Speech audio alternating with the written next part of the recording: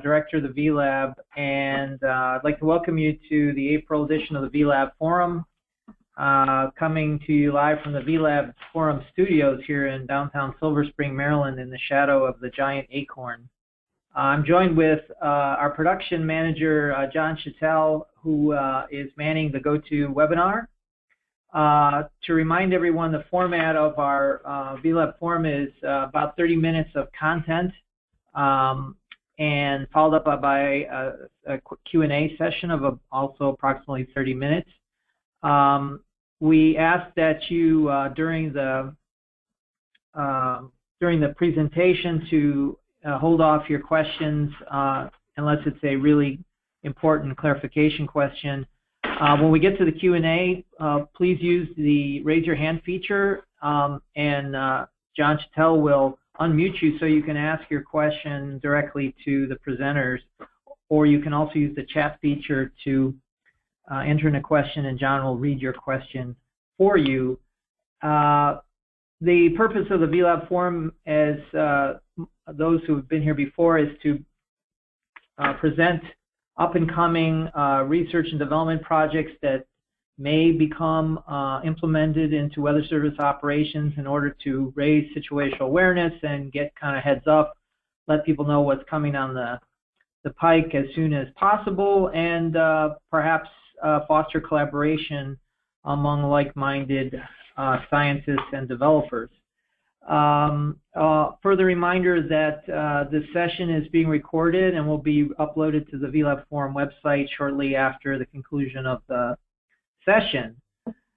So without further ado then, today's presentation is Automated High-Resolution Ensemble-Based Hazard Detection Guidance. Kind of a mouthful, but it's a really excellent project.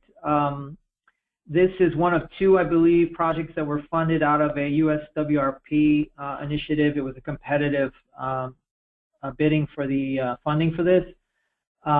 And the team listed is Curtis Alexander, Trevor, Alcott, Isidora, Jankov, Stan Benjamin, and Steve Wygant from GSD out in Boulder. Our presenter today is that Curtis? That's correct. All right, so I'm going to hand it over to you, Curtis. Go ahead. All right, thank you very much, Steve. Certainly appreciate the opportunity to present this material to the forum. And so, without further ado, I certainly want to acknowledge collaborators here. Trevor, Alcott, and Isidora are both present.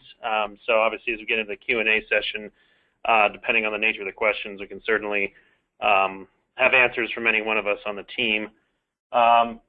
As the title implies, and I also want to confirm you can see the slides, correct, Steve? Yes, we can. We're seeing a little bit of distortion, like it's a bit stretched. That might just be on our end, but we can see the slides. You might want to put it in the. Yeah, I'm not sure whether it be stretched. Our display here has it at the optimal aspect ratio. Okay, so you want to put it in a presentation mode, though. I can do that.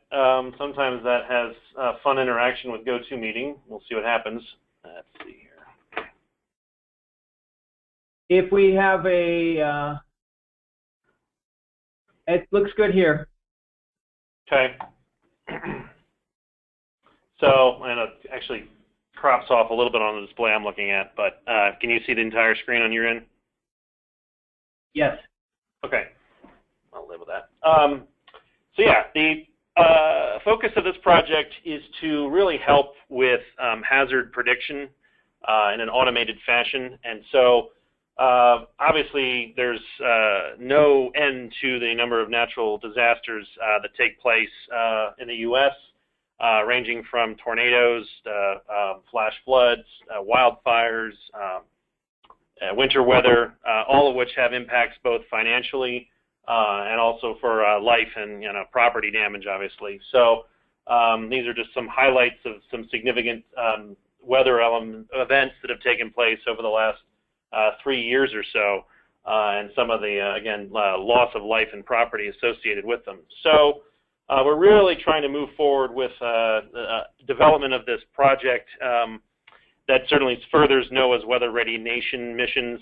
Again, we want to make situational awareness capability for decision makers to, again, basically reduce the impact of these hazards, enhancing the resilience of the community with some of these decision-making tools. So stepping back a bit, the foundation for something like an automated hazard detection or prediction system, its foundational components are these hourly updating weather forecast models. There's two that are run operationally right now at NCEP. That is the Rapid Refresh and the High Resolution Rapid Refresh, known as RAP and HER respectively. The Rapid Refresh shown as a North American 13-kilometer model, with the high resolution counterpart being a higher 3-kilometer grid mesh over the lower 48 states. We do have other development configurations related to the HER, including a higher resolution nest in the Pacific Northwest, a prototype storm scale ensemble over a sort of interior quarter or so of the United States, and then an Alaska nest of the HER that we've just started up as well. But the points of emphasis today are going to be on really the high-resolution rapid refresh and the what we're calling time-lagged ensemble or hurdle that we are developing coming out of that hourly updating 3-kilometer model. Again, all of the yellow highlighted elements here are components that are in operations and will be having upgrades to those versions taking place this June. And then that includes a forecast extension for every hour out to 21 hours in the RAP and 18 hours in the HER. But again, our point of emphasis here is going to be what we do with this time-lagged ensemble. And we'll also make a note that this also has a path to operations in our transition plan for this USWRP-funded project. So basically, again, this is an hourly updating forecast model. So on the one hand, that always gives forecasters and other downstream users very up-to-date access to forecast information. But on the other hand, that also opens the door with these hourly updates to start to evaluate the consistency of these forecasts, looking at consecutive runs and trying to determine, are these forecasting a consistent picture for a particular weather scenario or not. And so whether they're consistent or not may bolster forecaster confidence in that scenario. But if they're always consistent, that doesn't necessarily mean they're all correct. So the point here, though, is that you can have a lot of run-to-run consistency with these model runs, but not always. And certainly there are other times where the model trends strongly in a particular direction. So that, again, may basically make forecasters aware of a scenario that could be unfolding, whether it's development of a supercell or complex of supercells, or flash flooding from training, convection. Those types of things may become more and more evident in consecutive model runs. And furthermore, there may also be times where the trend in the guidance from one run to the next is not obvious, and there's just abrupt transitions in the forecast solution. Sometimes this can happen after the development or onset of convection, and when that information gets assimilated by the model, that can radically alter the ensuing forecast. There's also a challenge or a lot of additional information that comes into the model at particular times of day, which result in a shift in the forecast behavior, such as when we get the upper level information from RAOBs after 0 and 12 UTC each day, and also when we bring in parent model changes, like when we draw upon a different version of the GFS for boundary conditions, things like that, all can result in an abrupt change in the solution. So obviously, there's just sort of binning the run-to-run behavior forecast consistency into a couple of different categories. The challenge, though, of course, is that this is a lot of information for forecasters to look at in a relatively short period of time. Just to hammer home one example of what I'm talking about here is a case from 2 years ago. We had convection developing in the Central Plains, identified by basically a lead supercell in the northeastern end of this complex of convection. And there were consecutive HER runs that were shown here at 15, 16, and 17 UTC initializations on this 11th of May. That all painted a very similar picture, close to what the observations were showing at the top. of this lead supercell developing and producing, obviously, the associated weather hazards, whether they be high wind, hail, or even tornadoes. Obviously, the storm reports for this day showed all three of those produced from this particular storm, as well as other reports from other regions of the convection. But what we are able to do is, again, looking at this consistent forecast of this supercell on the northeastern end of this line of convection, we were able to color code each of those runs and show a measure of the thunderstorm rotation as depicted by the model. We call that updraft helicity. But again, it's the model's own depiction of a rotating thunderstorm. And again, that sort of signal for a supercellular feature with, again, associated weather hazards of large hail, high winds, and potentially tornadoes. So, and even flash flooding, obviously, the conditions warranted. So again, we're trying to ensemble this information by aligning these forecasts from consecutive runs at a particular time of interest and generating this, what we're calling a time-lagged ensemble of forecasts. And so in doing that, this opens the door for some other products that we can generate with this post-processing.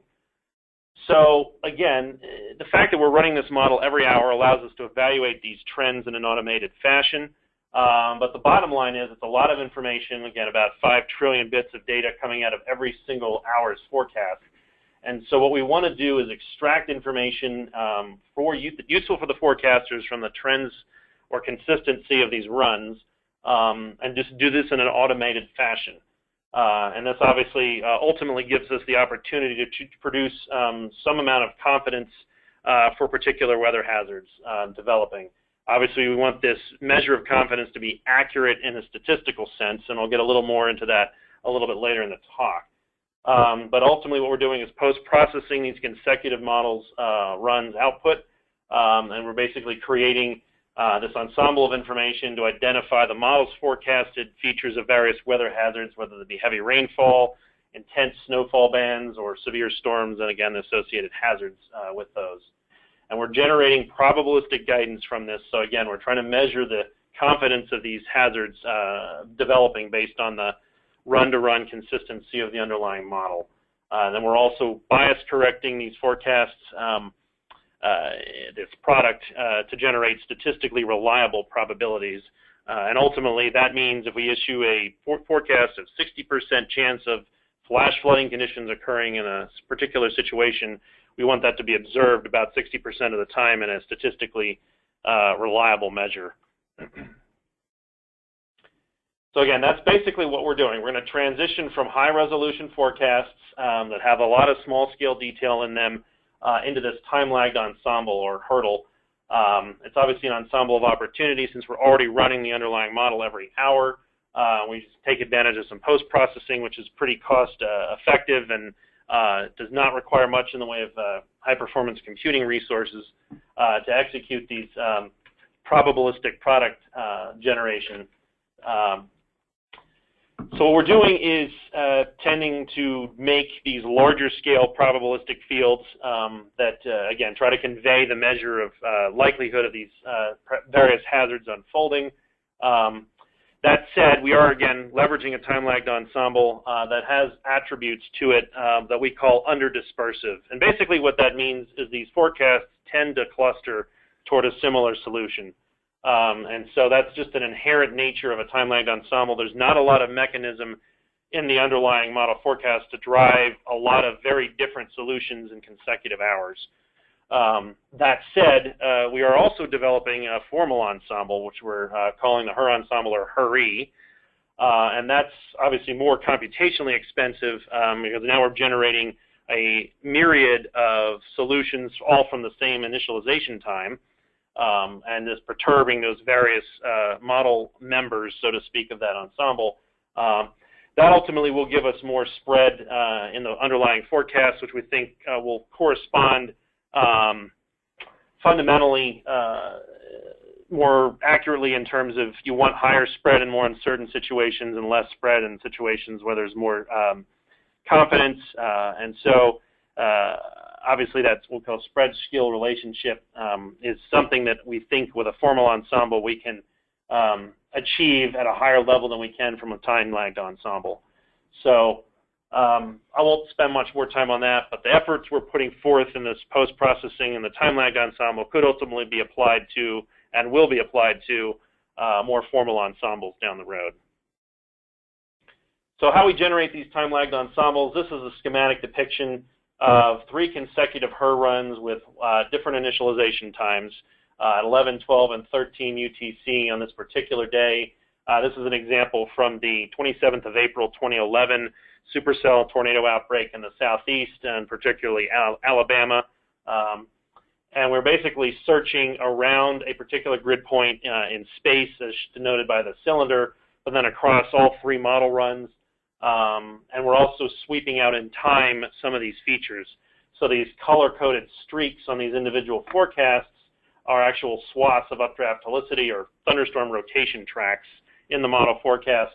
And we're looking for signal of those in consecutive runs near specific grid points to generate a probabilistic field or the likelihood of tornadic thunderstorm occurrence in that region.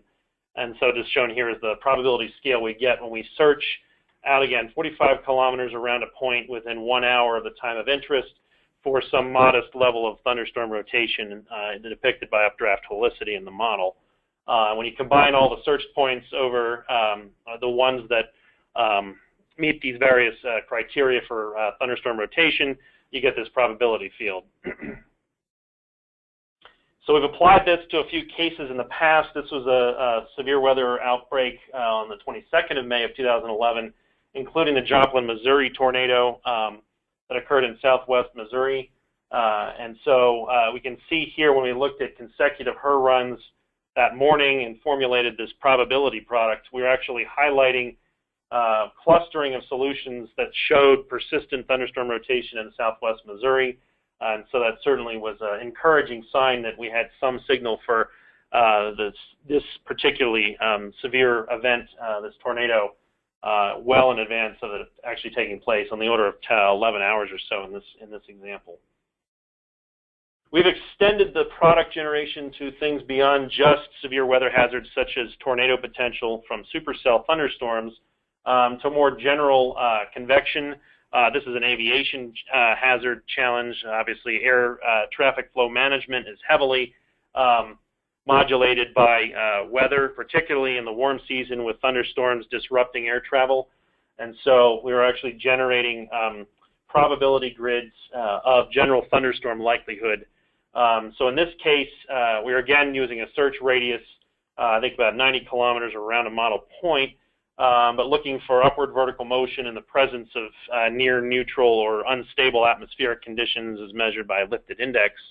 And when we see the model forecast this consistently in regions, we have a higher probability of thunderstorms in those locations. And we've actually overlaid, in this case, a deterministic forecast of thunderstorms only for the higher end of the model reflectivity over the probability field that shows the band of region where the model is most consistently producing these thunderstorm structures. Moving to a different season, we've also applied this to winter weather.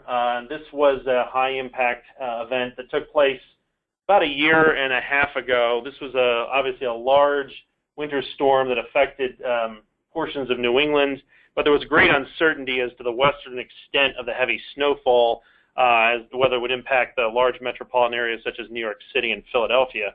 And we were actually looking at, again, consecutive HER runs where the HER was forecasting basically heavy snowfall rates in excess of 1 or 2 inches per hour. And we can see here that there was certainly signal in the model of New York City being just west of the gradient of heaviest snowfall rate. And then points farther northeast, near and southeast of Boston out on Cape Cod had by far the highest snowfall rates consistently forecasted by the model. But again, we turned those rates and the consistency of those forecasts into a probability field for likelihood of snowfall rates exceeding a certain threshold. So in this case, again, we're sort of searching out around a grid point about 45 kilometers, doing this for 3 consecutive runs. And again, this was this high-impact winter storm on the 27th of January, 2015. So one other thing to point out, obviously the ensemble products we're generating are only as good as the underlying models forecast biases. And one of the things we've done with the HRRR itself is to reduce some tendencies to over-forecast warm, dry conditions at low levels in the warm season that could lead to excessive convective development and high precipitation bias. And we've made a lot of physics changes in our development of the HRRR for what we're calling HRRR version 2, which is scheduled for operational implementation at NCEP, again, on or about the 20th of June, so about 2 months from now. And so, again, a myriad of physics changes were made to reduce basically the incoming shortwave radiation and knock down this warm, dry bias during the daytime. And that's what we're showing here is the difference in both temperature and dew point 2-meter bias as a function of time of day, where the new version's in blue and the old version's in red. And you can see that we're basically driving a bias down that was several degrees centigrade too warm and too dry during the afternoon to one that's fairly optimal. And we're doing this through, again, a lot of physics changes, improving specification of unresolved clouds, and attenuating, again, incoming shortwave radiation that's producing those. Also changing the land surface model to allow for greater evapotranspiration, accounting for processes that we hadn't done previously, such as irrigation. But again, just keeping the lower levels of the model cooler and moister with some of these physics changes that more accurately capture the observed 2-meter temperature and dew point values. So these improvements translate into improved precipitation forecasts. And this is comparing the entire warm season of 2013, which is the first version of the HRRR, for 6-hour forecasts of precipitation, again, June, July, and August, the bias compared to stage 4 precipitation observations. And you can see a appreciable moist bias of precipitation forecasts, particularly over the eastern U.S. and the southeastern U.S. In total. And these are just millimeters in terms of this season-long bias difference. If we compare that to 2014 and 2015, you can see in particular as we've reached the maturity of the second version of the HRRR, we've greatly reduced that precipitation bias over the eastern U.S. It's certainly not removed, but it's far less than it was. And so we're getting just a more accurate depiction of the underlying precipitation forecast compared to observations, which again are based in large part on radar estimates as well as gauge data for precipitation accumulation. So I'll step through that one more time. You can see the high bias that's gradually reduced in the southeast between 2013 and the 2015 warm seasons. What this does, though, is allow us to begin to generate this ensemble, time-lagged ensemble probability guidance. And what's done here is to basically show the frequency bias of 6-hour precipitation amounts across 4 seasons in the winter and spring of basically 13 and 14, and then 14 and 15. So this is more representative of the first version of the HRRR, and this is the second version of the HRRR, where you can see, again, as a function of precipitation amount, we want to have a frequency bias pretty close to 1, and we've reduced this high bias that was observed with the first version of the HRRR, particularly for higher precipitation amounts in a 6-hour period, above sort of 1 to 4 inches.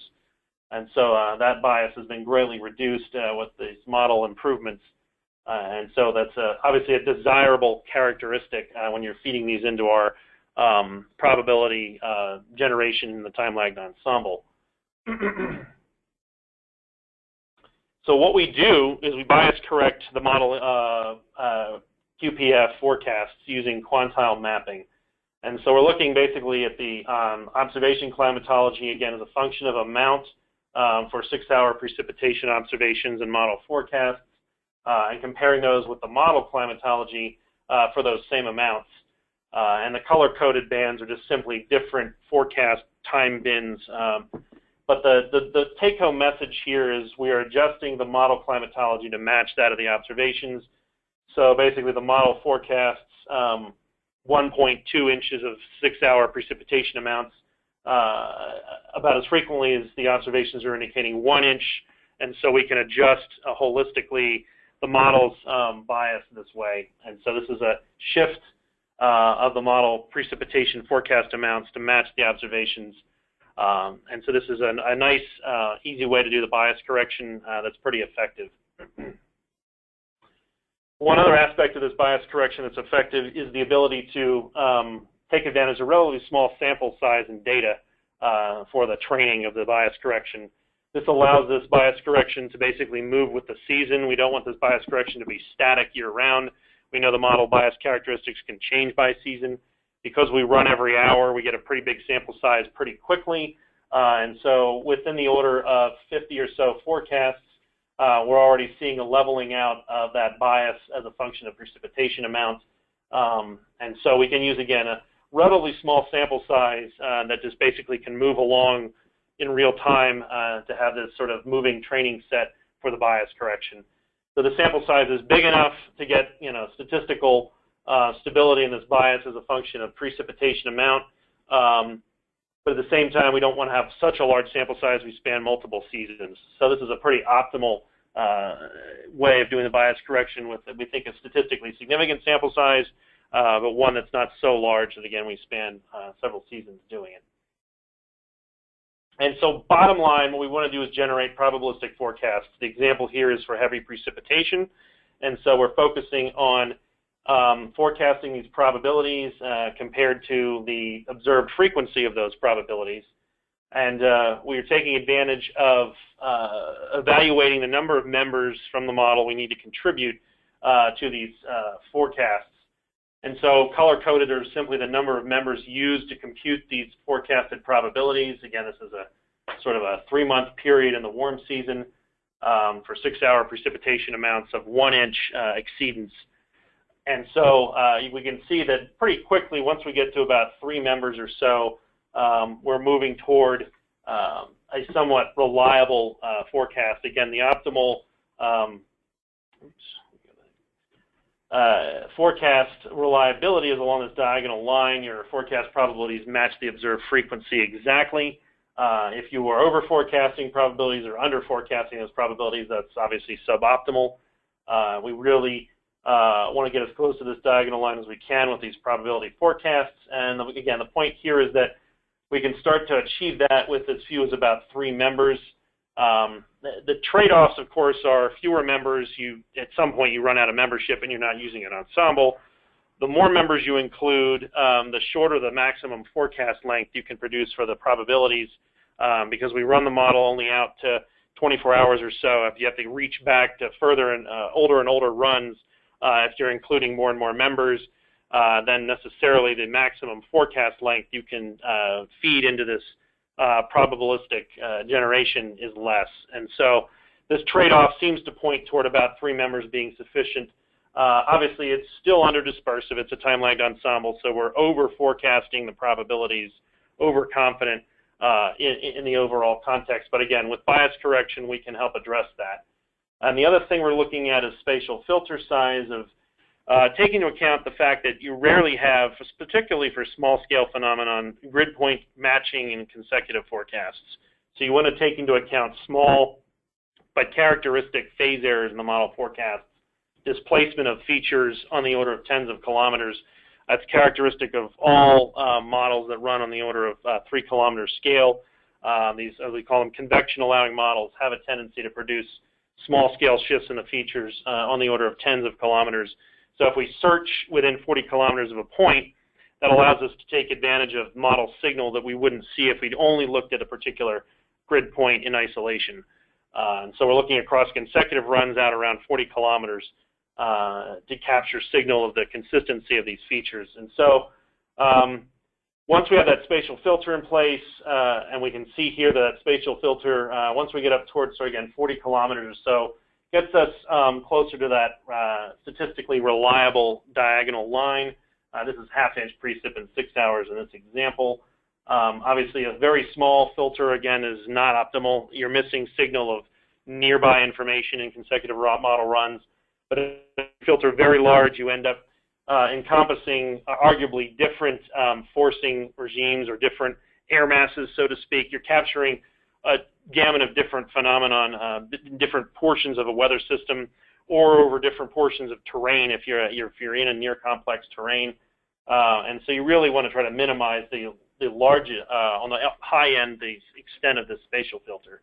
So that's another one of these optimizations where there's a reason to find some sweet spot in the intermediate scales. So getting to the summary of all this, we're producing a lot of different time-lagged probabilistic products now. Again, all of these are based on 3 consecutive runs that are equally weighted, starting with forecast hour 2, because we want these to be available in real time. We're taking into account the model latency and generating 40-kilometer neighborhood probabilities of 1, 3, and 6-hour QPF amounts exceeding various thresholds from a ½ inch up to 3 inches. And then we're also looking at snowfall rates and snowfall accumulation amounts. And so we're also looking at those exceedance values for snowfall rates from a ½ to 2 inches an hour, or snowfall accumulations from 1 to 6 inches in 6 hours. And we're taking advantage of the model's ability to depict variable density snow accumulation as a function of temperature, as well as the melting that takes place at the surface. We also have general thunderstorm products that I talked about previously, looking at upward vertical motion in an unstable environment where precipitation is being produced at the surface, as well as some severe weather fields of high wind, 80-meter or 10-meter maximum wind speeds over 50 knots. That's your severe wind threshold. Large hail, so vertically integrated grapple, or tornado potential, where we're seeing the signal for thunderstorm rotation in the model in the presence of a favorable environment that could produce tornadoes, a lot of low-level shear, a lot of surface-based instability, and low cloud bases. And so generally speaking, this website demoing these products is available, showing these real-time fields. And we actually have a gridded feed of these products available as well over LDM and FTP, with some sample probability fields shown here for thunderstorms and wind for a particular case. I want to pivot quickly to the Houston, Texas flash flooding event, which I know is obviously a high-impact scenario that took place 2 days ago. 9+ inches of precipitation fell in a relatively short period of time in the overnight and morning hours on the 18th of April. What I'm showing here are 3 consecutive HER runs, all valid around 12 UTC on the 18th of April, each showing around 12 hours of precipitation forecasted, and then the verification at lower right from the MRMS QPE product and stage 4 data. This is a 6-hour precipitation total, again, showing regions near and just northwest of Houston exceeding 6 inches in 6 hours. And the consecutive HER runs, again, initialized at 23, 0, and 1 UTC, all valid at 12 UTC that morning, all painted a picture, a similar picture of 6 inches or more of precipitation falling in and near the Houston area. So there's obviously consistent model signal here for heavy precipitation in this 12-hour period. And so what we want to do is be able to leverage that in a way to convey this threat to forecasters. And again, we're able to do that with this time-lagged ensemble hazard detection post-processing, where we're now generating the probability of 6-hour QPF values exceeding a 100-year average return interval. And so, again, this is based on Atlas 14 data for the return interval. What it's showing, though, is because of the consistency of those tremendously high precipitation amounts in the model runs, you get a 6-hour probability in excess of 60% for exceeding that 100-year return interval in and near the Houston area. So that's certainly highlighted quite nicely in the probability product here. And again, showing in comparison the observed in excess of 6-inch precipitation in the 6-hour period. So this is the kind of information we want to tease out of consecutive model runs, providing these probabilistic grids, putting them in context with a particular weather hazard, in this case, flash flooding from really tremendously excessive rainfall. And so this is the type of information we want to get to users as quickly as possible and convey it in a way that they can really see the hazards unfolding. So moving forward with this product development, we are going to be evaluating various aspects of these different hazards in different test beds, whether they be at the Winter Weather Experiment at Weather Prediction Center or the Storm Prediction Center Experimental Forecast Program. We're also going to engage the Aviation Weather Center for looking at some aviation-related weather hazards and low ceiling invisibilities and thunderstorms. But we're going to walk through these test beds over the course of this year and next year and refine the products as we get feedback from forecasters and evaluation activities in these test beds. And so ultimately, this gets us to a point where this product's mature enough that we will initiate an NCO onboarding of this on the IDP system at NCEP, scheduled currently for sometime probably in 2018. But again, this is going to give us ample time to get feedback and interaction with forecasters and other users at these test beds in the run-up to that. So we're generating, again, a variety of weather hazard probabilities from heavy precipitation, winter weather-related products to severe weather. And we're going to continue to evaluate the underlying algorithms that look in the model forecasts for these hazards and, again, establish some more rigorous verification, validation information to help bias correct and calibrate these probabilities.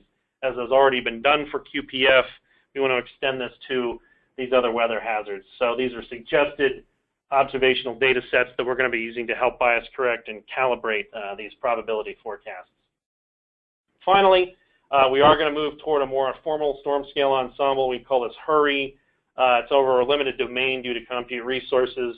It's an hourly cycled ensemble forecast system at 3 kilometers where we generate upwards of 18 forecast members over this limited domain, a few select times during the day.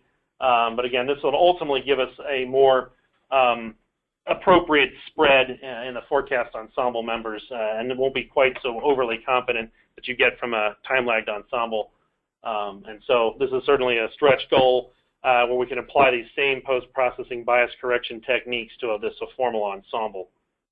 So in summary, this 3-year USWRP-funded project to generate these probabilistic hazard guidance fields. Obviously, we're working to make them statistically reliable. We're engaging with NCEP and other centers to evaluate these products, and we do have an operational transition plan. These experimental products are already available in gridded and graphics form. And again, we're going to ultimately apply what we learn in this time-lagged ensemble to a more formal ensemble for post-processing to generate the probabilistic hazard detection of these various phenomenon. So with that, I guess if there's time for questions. Yes, there sure is. Thank you very much, Curtis. So at this point, if you would like to ask a question, please use the raise your hand feature, and John Chattel will unmute you. John, do we have anyone? No, we don't. Not at the moment. You can also use the chat feature to ask a question as well. Actually, we do have one question. Kenneth James, he would like to know if you could say more about, can you say more about is used for the observation climatology for the hazard? I guess he's saying how is it used for observation climatology for the hazard? I think the question here is about there's observation climatologies. Some are readily accessible, and some are going to take, I guess, more effort to leverage. So obviously for QPF products, we already have a reasonably good starting point. This MRMS-based stage 4 precipitation estimate is a very good source, is a gridded field that we have access to that gives us observation climatologies for precipitation every hour, every 6 hours, and so it gives us a lot of information that we can calibrate our model forecast for precipitation against. Other observation climatologies for other hazards are more challenging. Obviously, for snow accumulation, we are working with WPC on an experimental sort of integrated snowfall analysis that we want to leverage. That's a product that they're developing to try to integrate information from a variety of sources for snowfall observations. And so we're sort of looking toward them to help provide a validation data set for snowfall. For heavy snow rate, we may look at ASOS visibility in the presence of precipitation types being observed to see how heavy the snow is. We can correlate that with a reduction in visibility and use that as a validation to see if we're over or under forecasting heavy snow rates. Severe wind, we're probably going to look at NETAR observations for high wind. We have a new sort of gridded MRMS hail product known as MESH that we're going to use, I think, to identify large hail And so we'll have a mesh observation climatology to leverage to help bias correct probabilities for tornadoes. A tough one. That may be our most difficult in terms of an observation climatology. We do have rotation tracks in MRMS. This multi-radar, multi-sensor mosaic product. Those rotation tracks really, though, indicate the presence of mesocyclonic features and not tornadoes. But that may help us move toward basically a calibrated, bias-corrected frequency of occurrence for mesocyclones. And then we have one step further to go to bias-correct tornado forecasting. For tornadoes, we'll probably rely on storm reports. That might be the one area where we just simply need to get in situ tornado observations to help with our estimates of tornado probability itself. So that's sort of a rundown, I think, of the observational data sets we're going to use to build up climatologies that we can calibrate our model probabilities against. Did that answer your question? It was sent in by chat, so we'll have to assume that it was. It sounded pretty good to me, Curtis. He gave a thumbs up. He gave a got a thumbs up from the questioner. Do we have? Yes, Jimmy Korea, I guess it is. He would like to know, have you done reliability testing regarding each hourly forecast and found how long of a spin-up period is required for a reliable forecast? And well, we're going to talk, about, I guess, let's stick with precipitation because that's really the one area we've even started to dabble with bias correcting for reliable probabilities. Trevor's done a lot of the heavy lifting here, and I do know, I'll make a comment and I'll let him elaborate. There's a high bias in her precipitation forecasts, particularly in the first 1 to 2 forecast hours, and then the bias curve tends to level out after that. So there's a sort of a fortuitous aspect to this in that our current latency for the model is about 2 hours. So the first 1 to 2 forecast hours from her, at least on our experimental side, aren't really usable in real time. The actual time has passed before those are available. And so we really start with a 2-hour forecast as the basis point for extracting individual model forecasts into this time-lagged ensemble. And that gets us pretty much past that peak in the bias where, again, we sort of level off at a value that's much closer to 1. I think I might have, if I step back, maybe one of those plots conveys that. Just went past it. Blew past it, that one there. So yeah, obviously if you look at the 0 to 6, there you are leveraging those first 2 forecast hours, you do have a higher bias at the higher thresholds. That dampens down if you start leveraging, again, for example, a 2 to 8 hour or a 3 to 9 hour forecast. Then your bias is much closer to the observed frequency or this bias of 1 here. So that's kind of what we've found thus far with that, and that's consistent with other verification metrics. One last thing I'll mention is we are working to reduce that high bias in the first few forecast hours through continuous cycling of the model, but that's a detail I can save for another time and talk.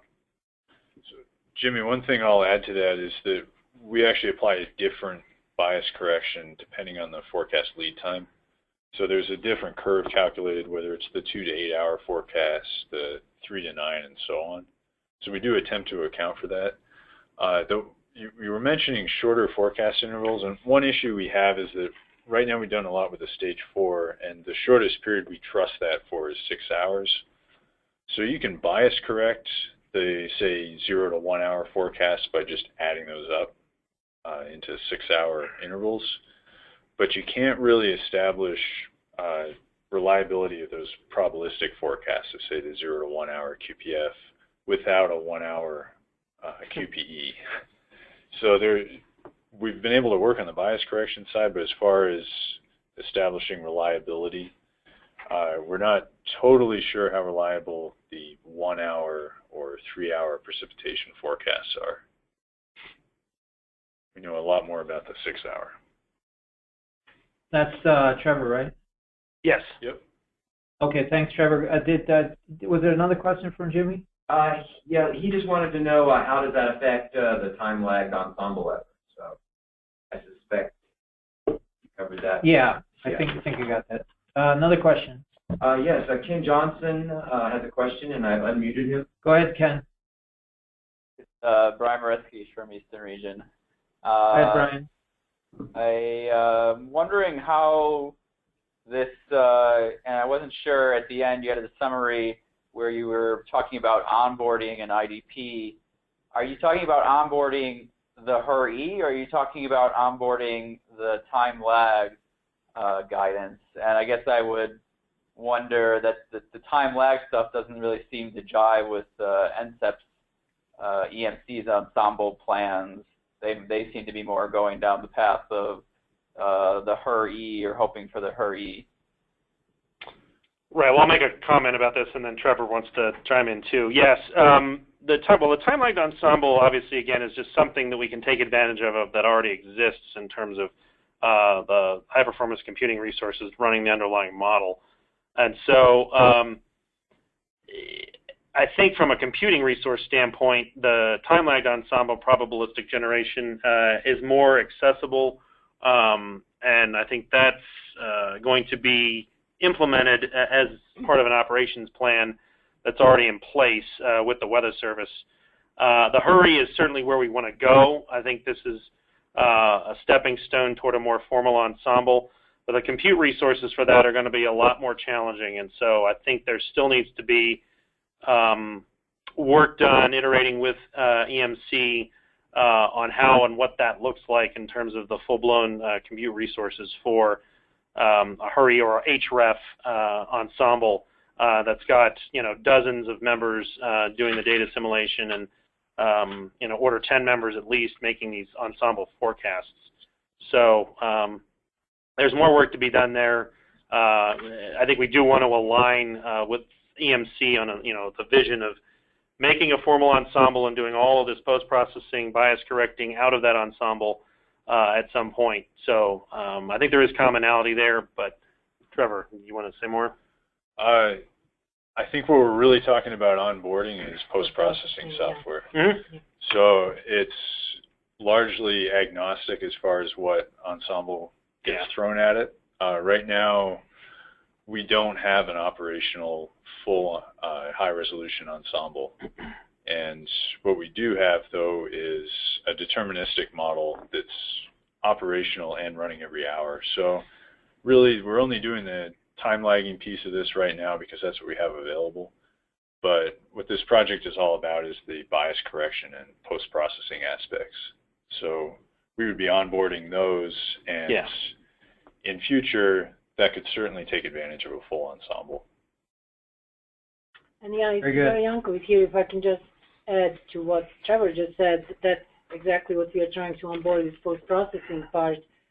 But then from plans that I've seen from EMC, it sounded like that there will be a version of some kind of high-resolution ensemble by 2017.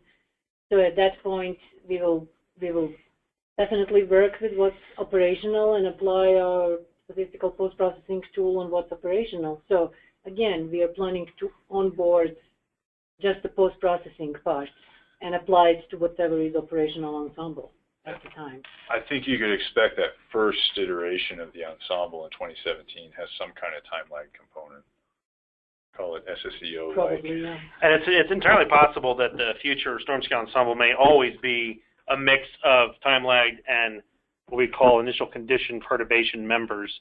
The ensemble design at storm scale is a rapidly evolving science, but there's a lot of work to be done there still. So to get, again, what we call the optimal spread skill behavior out of the ensemble is very much still a work in progress.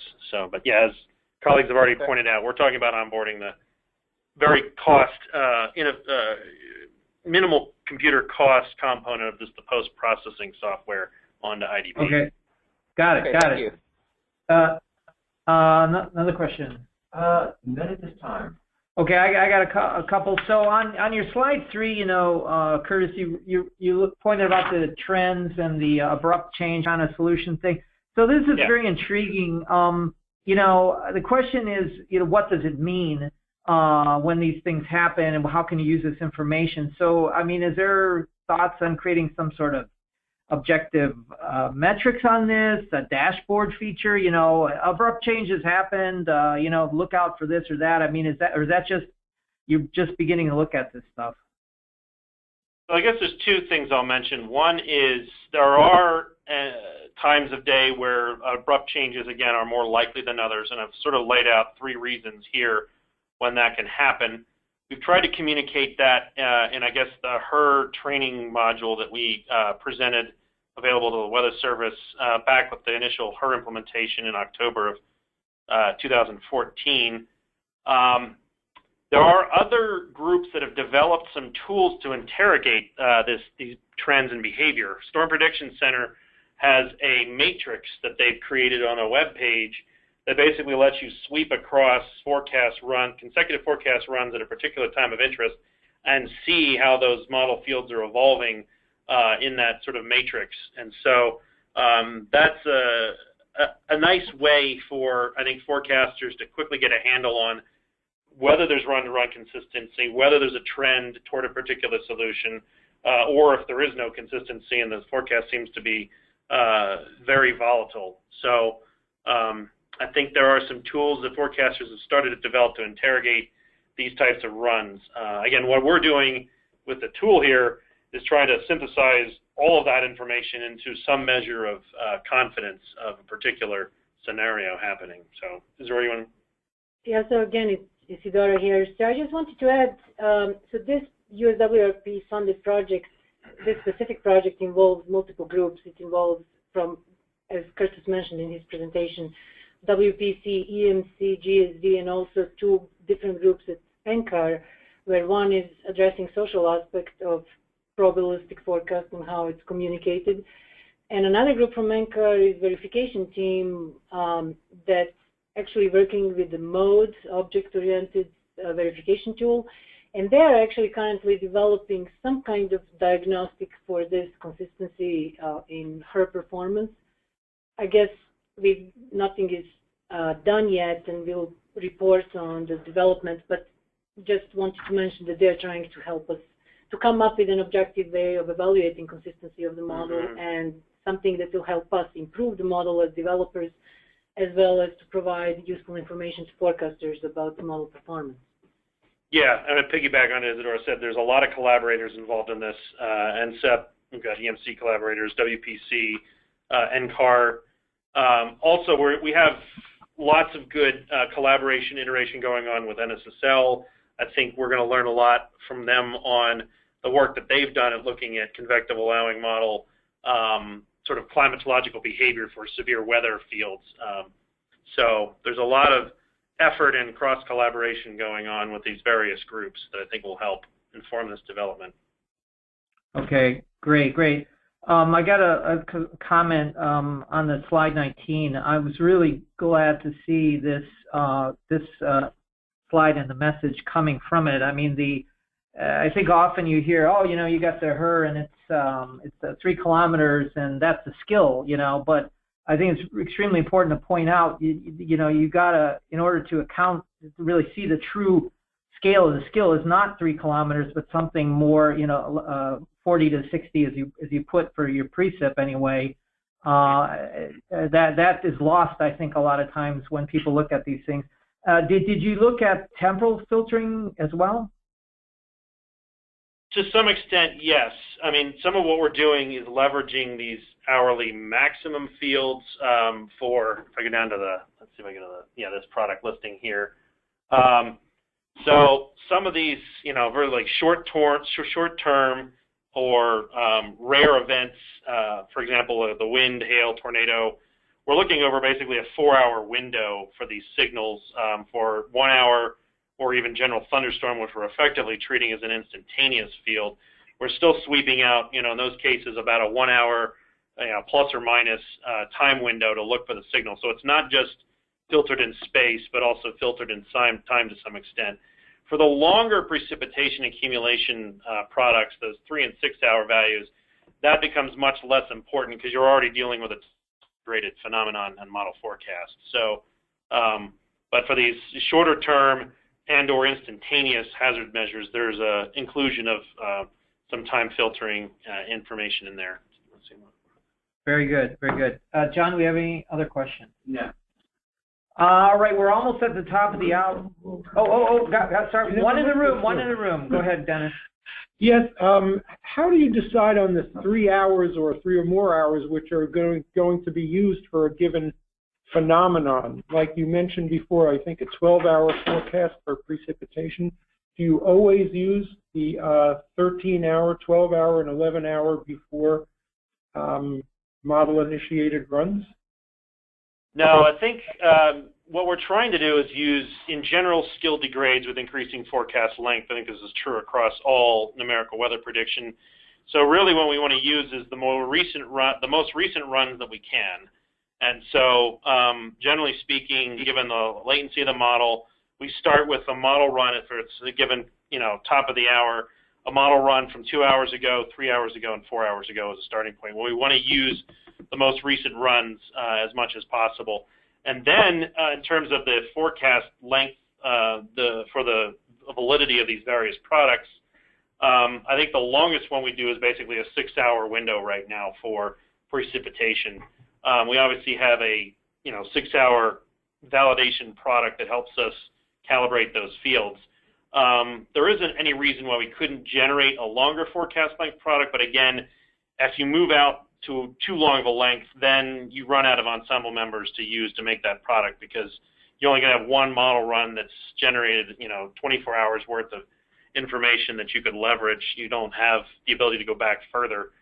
So we sort of phenomenon in the 1 to 6 hour range are most appropriate for these types of hazards that we see anyway. I think that a lot of flash flooding scenarios occur with heavy rainfall in a 3-hour interval, plus or minus a little bit. But so that's all of the motivation for these time periods. For the severe, we've been iterating with SPC, and we know that they're increasing emphasis on severe probabilities in this, what they call temporal disaggregation, and they're emphasizing, at least currently, on 4-hour time windows for the hazards for severe weather, and so that's what we're going to match. But you can see that, for things like that, we'll start with, the 4-hour and then just increment by an hour outward until as far out as we can go, given the underlying forecast lengths in the ERV. But I think, didn't you show in an earlier slide a 12-hour forecast? And you used an 11, 12, so what was that? So these are just showing you the signal that we had from consecutive runs for order 12-hour forecasts. What I don't have is a graphic that shows the 6 to 12-hour precipitation total. So I wasn't able to quickly call that graphic up. But that's the reality of, a lot of this heavy precipitation happened toward the end of the 12-hour period. So I just wanted to give you a quick snapshot of what the underlying deterministic model forecasts look like. There unfortunately isn't a 12-hour stage 4 QPE product I could match this against. But the idea is, here was just model forecast generating roughly 12 hours worth of precip.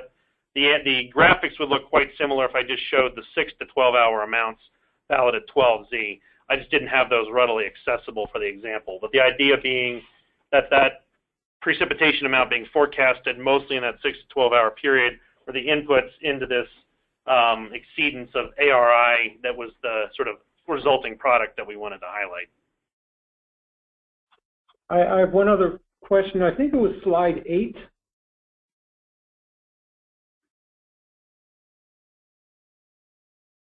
This Joplin, Missouri case? No, go back further, please.